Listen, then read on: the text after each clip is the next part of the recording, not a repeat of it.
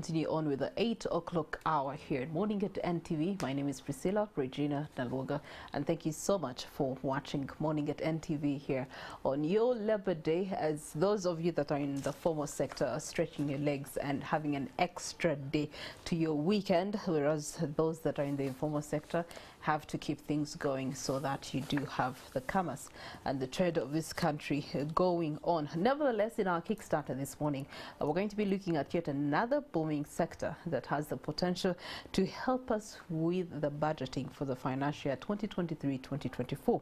But of course, how that can be done is highly dependent on so many facets in which they have to deal with in order to dispense the kind of job that they do. And this is looking at the country's gold exports. The sharp rise in the country's gold exports, we're going to look at it being a thriving thing here in Uganda, and currently the extractives sector, where it stands, how is it appreciated and how is it being aided in terms of development. Now you get to look at Uganda having experienced a sharp increase in gold exports since 2016. However, there have been significant discrepancies between gold production figures reported by the Mines Directorate and the actual exports of gold reported by URA.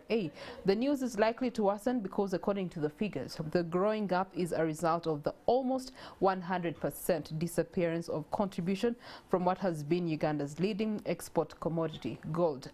The value of exported gold in 2019 stood at 4.17 trillion Ugandan shillings, and this is according to the Uganda Revenue Authority.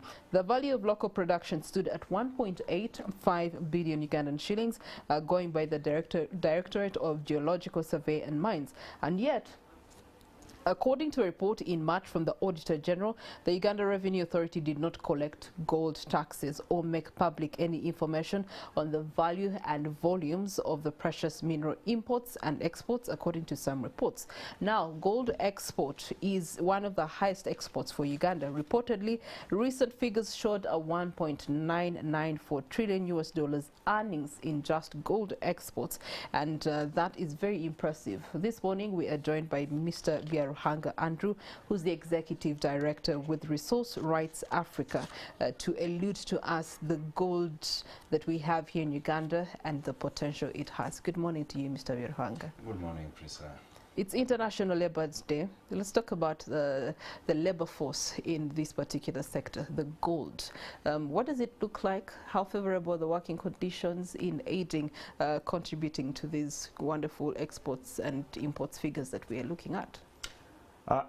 Well, Priscilla, just like in many of the other sectors here in Uganda, the situation is not all that different. Actually, it could be even worse for the workers who are involved in the extractive sector, specifically in the mining sector. Take an example of the artisan and small-scale miners who are holed up in the different locations in the country. And here, a case in point is Karamoja sub-region, with, of course, Kabong being one of the major hubs of gold mining. You find that the conditions are quite bad for these artisan and small-scale miners, where they are under the scorching sun, and they are in the wilderness scavenging for gold, and you realize that even when the gold they get, the amount of money that they are offered is quite discouraging. And here mainly you find women and children who are holed up in these gold mines and working under quite difficult conditions. Some of them have been buried in the pits.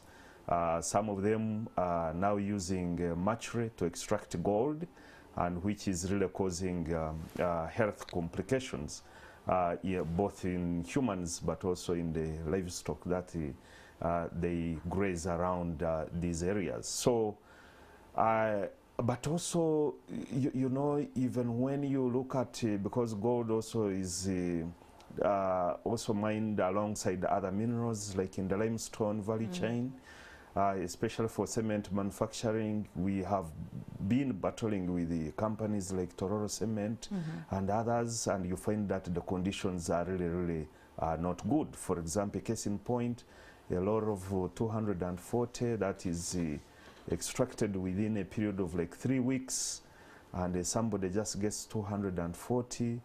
People are really suffering in the extractive sector. Okay. All right. Well, thank you so much, Mr. Vierhanga, for giving us an enlightenment into the labor force in the extractive sector. Now, focusing on gold this morning, a recent report by the Auditor General released in January showed that Uganda exported gold to the tune of 6.9 trillion US dollars. And of course, when you look at the current exchange rate in the financial year, you get to look at the central bank having no data of this. You get to look at tax evasion and sanctioning of gold dealers being the pushing factor in this lucrative trade under the radar. For example, the Bank of Uganda recorded 0 gold exports in the financial year 2021 into 2022. In the previous financial year, gold export was worth 2.2 billion US dollars. So is this a steep decline plausible? Yeah, I think to discuss this, you have to look at the context within which these figures are coming in, and what really explains this sharp decline or zero returns, as you might call it. And I think that is where we need to begin from. For example, you realize that this is a sector that is quite lucrative. But then you ask yourself, why is it that URA is reporting different figures and DGSM is also reporting different figures? So it boils again to the issue of who is tracking data in this sector. And this takes me to where we have been working and what we have seen. You realize that URA, which is mandated to, to track and report on these figures, is nowhere to be seen in terms of tracking the gold volumes and as such, be able to provide or tax the gold dealers. So URA is absent in this sector. And you and me, the question to ask is why? Why is it the case? So I think there is a connivance, for lack of a better word, that this is a sector that people don't pay attention to for reasons well known to them. And as such, that's why we are reporting 0 returns as far as taxes that are earned from gold exports. And this is where the problem starts from.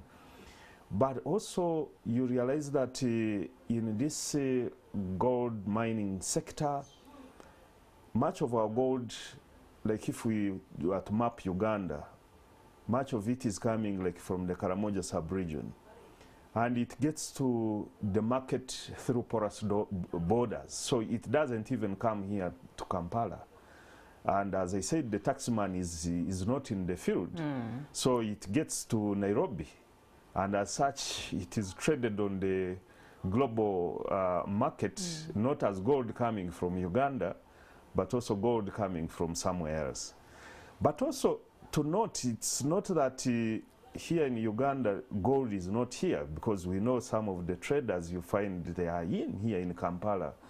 But also questions have been, the DGSM reports are contradictory to URA reports. And of course, when you look at the UN has tracked this gold, even that is coming or being traded out of Kampala, that this gold actually is not coming from here. It's coming from neighboring countries. As coming it's from coming, somewhere else. exactly. Okay. But the reason of why URA is not reporting on the taxes that they are making on this gold trade, that one actually defeats everybody. Could it be the case of formalization of this trade? Because while on paper it ought to be a formal trade, we are seeing so many informalities in gold trading here in Uganda. And it makes many people ask themselves, is this business for individuals, gambanogus, people with high profiles and powers, or is it actually something that Uganda as an economy ought to be benefiting from? Yeah, actually, of course, there has been a deliberate effort to make it look informal, and yet we are going into other sectors, like you see in agriculture. People are talking of, you know, taxing cows, taxing this, but yet with the gold sector, it is such a lucrative one. And as such, it looks like people are closing their eyes on this sector, this lucrative sector, for reasons well known to them. And yet it is raising a lot of money, just as you've said, like in 2019, Uganda, URA reported 4.17 trillion, whereas the local production of 1.8 billion was being reported by DGSM. And you realize there are these contradictions even in volumes of gold production. So I think there is a problem of where people are deliberately making this sector look informal.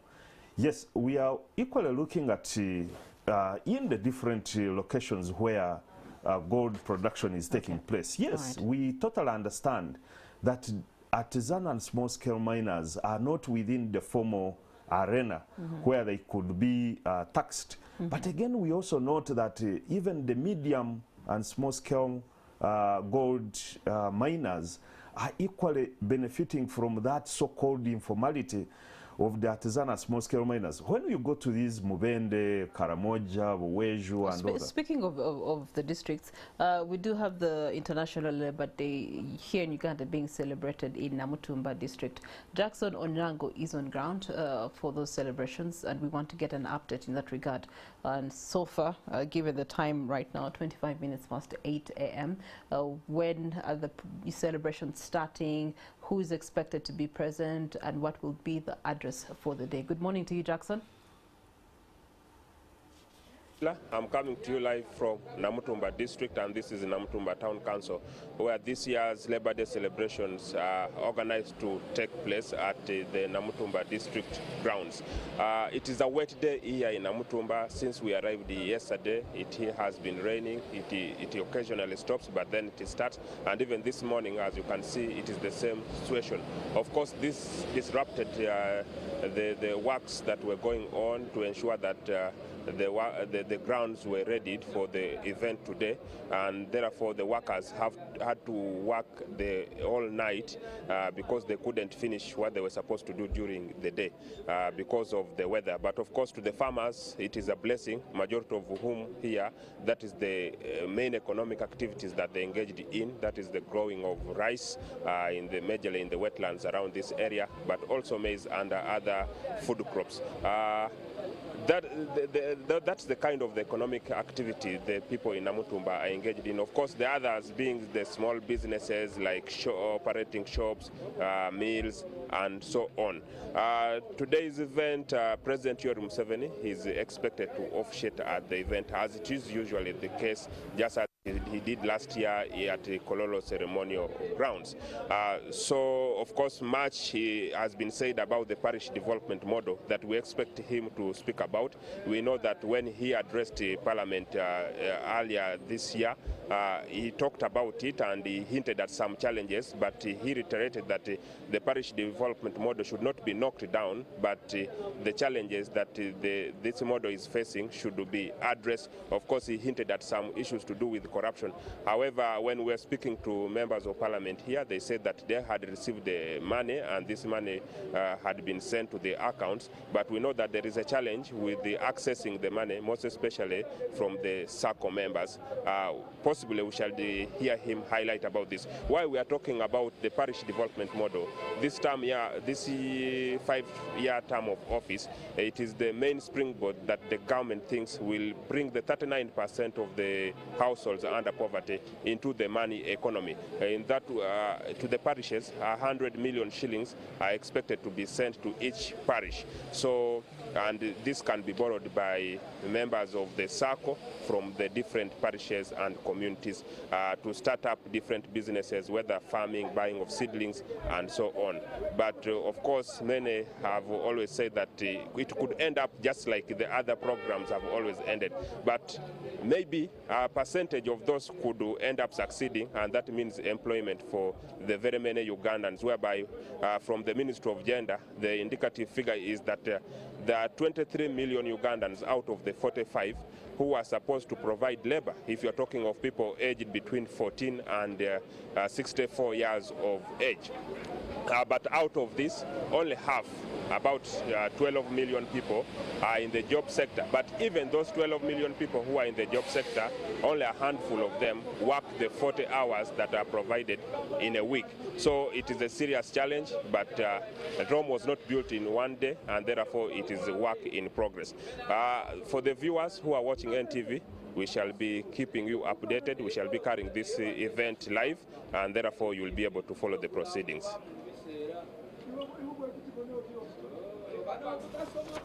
Well, thank you so much, Jackson Onyango. It's equally raining here in Kampala, but we look forward to that engagement, especially the expected presidential address to the International Day celebrations, as he is expected to be the guest of honor on those celebrations. But back to us here in studio, talking about the sharp rise in the country's gold exports. However, there's been discrepancies in the figures that are being reported by the different responsible bodies. URA has one figure, the geological entity has another figure, Bank of Uganda is saying something totally different, and I'm having these conversations with Mr. Byarhanga Andrew, who's the Executive Director, Resource Rights Africa. So, Mr. Byarhanga, we were still continuing with the different comparisons that you were giving.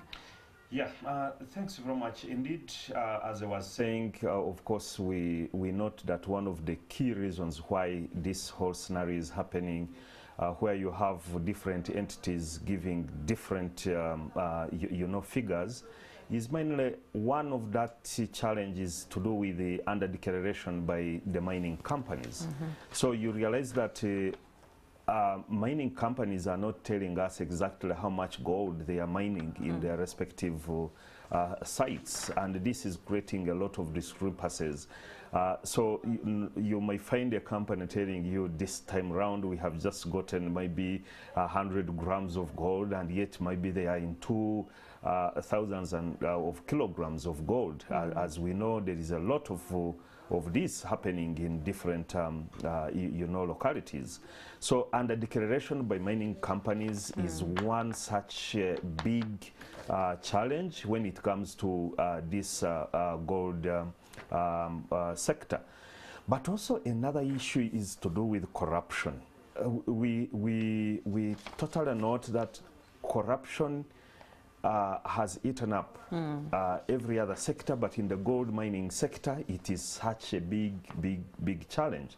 And if you note that corruption is everywhere, and especially at the exit points, entry and exit points, and mainly now at the airport. And the stories are told that, even now, the way how gold gets out, and the way how it comes in. There's a whole syndicate. There's a whole syndicate. I was watching a Mafia Gold documentary by one of the international media houses, and they were showing entry and exit. There's a whole syndicate on how it's moved out, the protection to its going out, and of course the non-declaration thereof, which enables it on a global market to still be one of the lucrative businesses. Yeah, and until, of course, you realize that people are carrying gold in their, as in their hand luggages, in aeroplanes. Yeah. And but by the time you know, since it's a syndicate, when this is put together, you realize that the country could be losing a lot of billions and billions of dollars. Yes.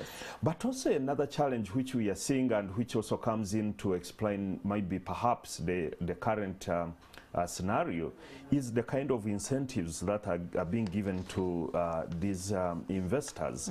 And these come in all sorts of incentives, like tax holidays, and which are unexplainable to you and me, or people who are in the other sectors of the economy who are really bleeding with the high taxes. But now you realize that, yes, incentives could be important to attract foreign direct investment into the country, and especially for, you know, companies that have to invest in gold mining.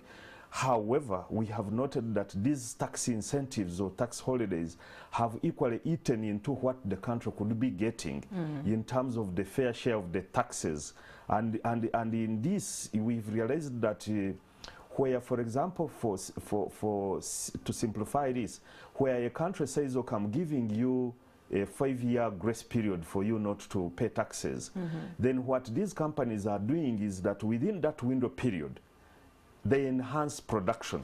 In other words, they double or triple production of gold production in term, and you know that is a window period when the company now is trying to extract as much as they should. And then when they realize that the tax holiday period is about to expire, then they leave even these gold mines unattended to. So you find gaping holes there and all that. This company they'll come back has and left. just as a different company, Exactly. so that they can still get the same incentives and cycles to continue. The other thing that perhaps has come in as one of the challenges is the government's introduction in the financial year 2021-2022 that 5% levy on every kilogram of refined gold exported and a 10% levy on every kilogram of unprocessed gold for export. The flip-flop around the tax regime has definitely also spread some uncertainty for the formalization of the gold sector. Where does this project the sector's growth? Actually, that levy, of course, which came in, of course, removing the presidential moratorium which had been put on, really what that meant was to lead to the smuggling, or people now not declaring exactly what they are producing. So it was a good, it was a good move, but which had now negative repercussions on as far as the taxes are concerned, arising from gold trade. So what we saw with that introduction of that levy, 5% on processed gold and 10% on unprocessed gold, what it meant, now people went into using other means of getting gold out of the country and not declaring exactly what is being done. I think in the spirit behind that levy was, okay, can we have value addition into our gold? Can we have much of and we realized that actually nothing has been done in the country, and instead this has become a negative move as far as value addition and the creation of employment and other benefits that were meant to come from this kind of move. So that has not worked, and I think there is need for us to revisit that move, such that at least we can go back to where we were and maybe get something out of our gold trade. Okay, Mr. Biarhanga, there's another underlying factor there, I believe. It was the proposed law to ban the export of unprocessed gold and the failure to fill the gaping hole that was left after the U.S. Department of the Treasury's Office of Foreign Assets Control in March sanctioned Alain Gotes, the promoter of Uganda's largest gold refinery. How does this work in tandem with what we're trying to look at, tracking and boosting the gold sector to be able to contribute to the country's economy? Yeah, as you know, there have been international mechanisms of tracking what we call conflict minerals, and of course the IGLAG mechanism was meant exactly to fill that gap.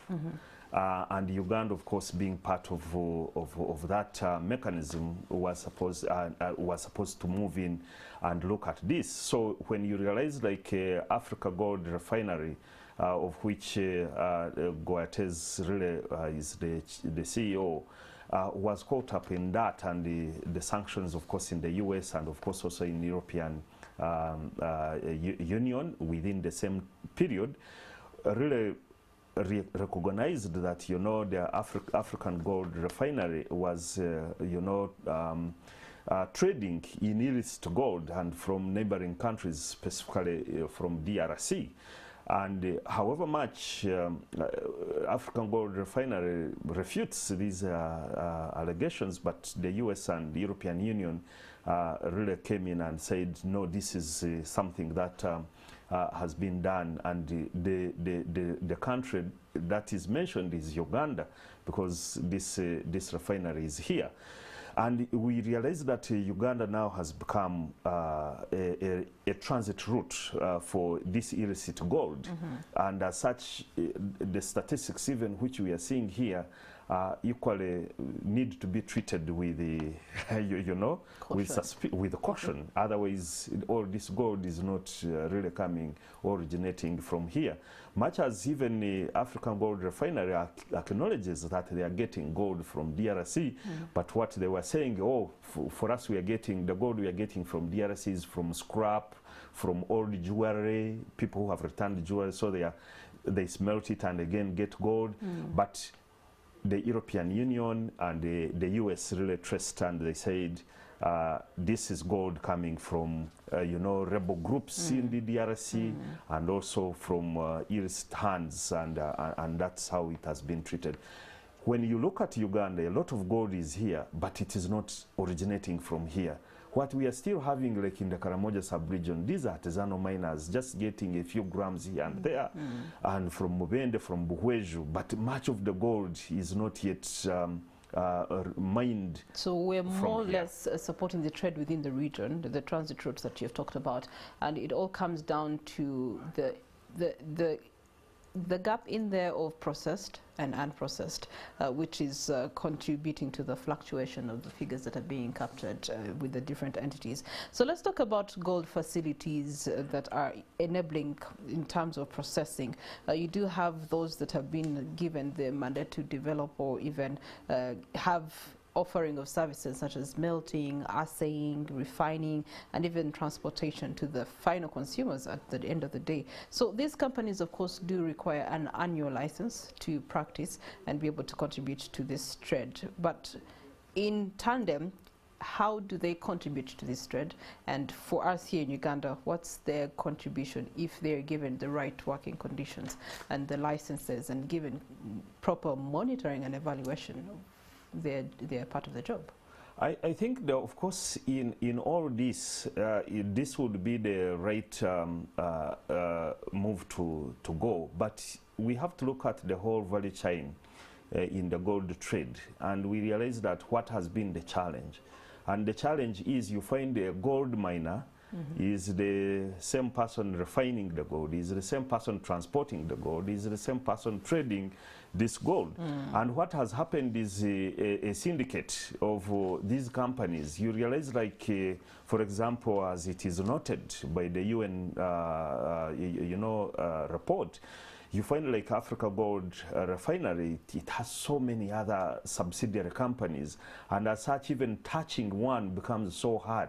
Because you find there is connivance, there is inside trading between themselves, and this contributes to the whole challenge of when it comes to taxation. How do you get to know that now it's not me as Andrew who is in company B or C at the end of the day? So you find there is a lot of inside trading, and this is where Uganda is losing a lot of taxes, and there is connivance and corruption in there. So at the end of the day, it becomes so hard for you even to say, company A, you are in transportation, you are supposed now to pay.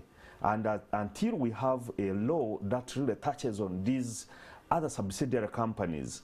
Maybe for Uganda, we need to have to move in that direction of ensuring that the law bites, especially when it comes now to managing these subsidiary companies within the value chain. Otherwise, as it is of now, it is so complicated. You find that these companies that are here, they have other subsidiary companies in Dubai, and from Dubai, the cleaning house, of course, it's equally cleaning house. Our gold is ends in the international market, and it becomes hard for you to trace whom is responsible for this mess on the ground. But nevertheless, we saw a sudden rise in Uganda's export radar. In 2017, gold exports were on an upward push from the calendar of the year 2019 to the tune of $1.2 billion to 2020, which was $1.8 billion. But then they dropped to $1 billion in 2021 and appear unlikely to recover soon, despite the government's efforts to shove up interest in the sector. So in regards to this, what is it looking like in terms of these figures being captured and the contribution to the economic cycle and growth?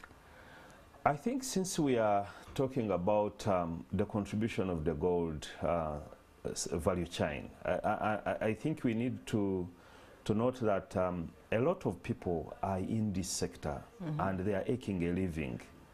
Especially the artisan and small-scale miners.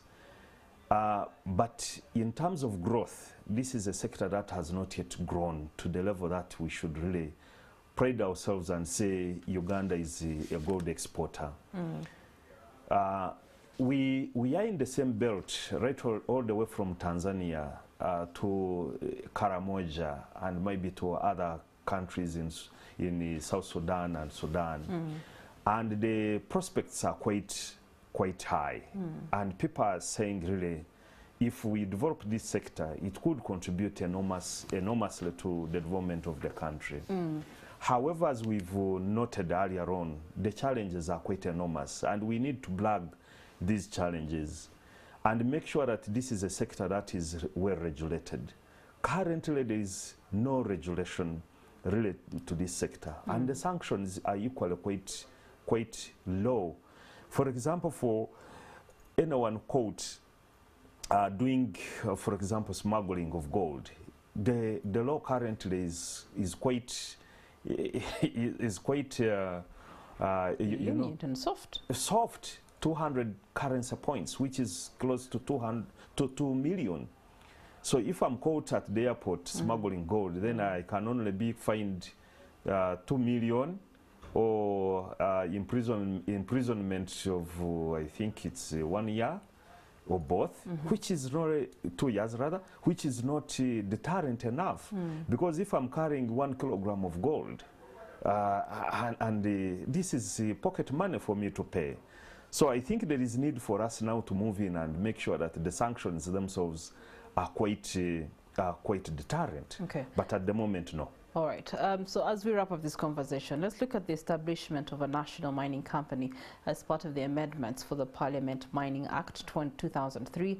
There's also the Uganda National Mining Company, which will be holding 15% free equity in all large, medium and mining ventures, as well as having the right to buy up to 20% extra shares in the mining ventures at the commercial rate. Has this been considered, and how much can it propel this sector? Yeah, indeed, as we, of course, as you well know, that now we have a new law, the Minerals and Mining Act 2022, and in this, of course, with the mining company. And why the mining company? I think the rationale for it is to ensure that there is, for example, technology transfer, there is need for us to get capital, there is need for us to provide employment, and all this is really good. However, some of us were thinking that this is a cut and paste from the petroleum industry, and the two sectors are quite different. But yes, if now we are to go this way, then the issue is, will this ensure that at the end of the day, as a country, we get all the requisite resources? Of course, we wait to see, because at the end of the day, we have seen that in most of these entities, it has not really worked the way how we have been, you know, proclaiming it to be the alpha and omega in terms of resolving some of these issues. But ideally, yes, in terms of getting the foreign direct investment, getting the capital technology transfer, even local content, I think this is the rationale, and we wait to see how this will be actualized. Okay. In your closing remarks, Resource Rights Africa, what are you doing to ensure that we can enjoy the gold here in Uganda, have it propel our economy? What we are doing currently is to ensure that we mobilize the artisan and small-scale miners, and we are calling on government to ensure that, for example, these people are brought into the economy, or are brought into the mainstream where they can be known, knowing that artisan and small-scale miners are informal in nature. But right now, the move is to ensure that there is biometric registration, which should be a good move to ensure that these are known and where they are, if they have location licenses, who is mining there, and how much gold is being produced in that site.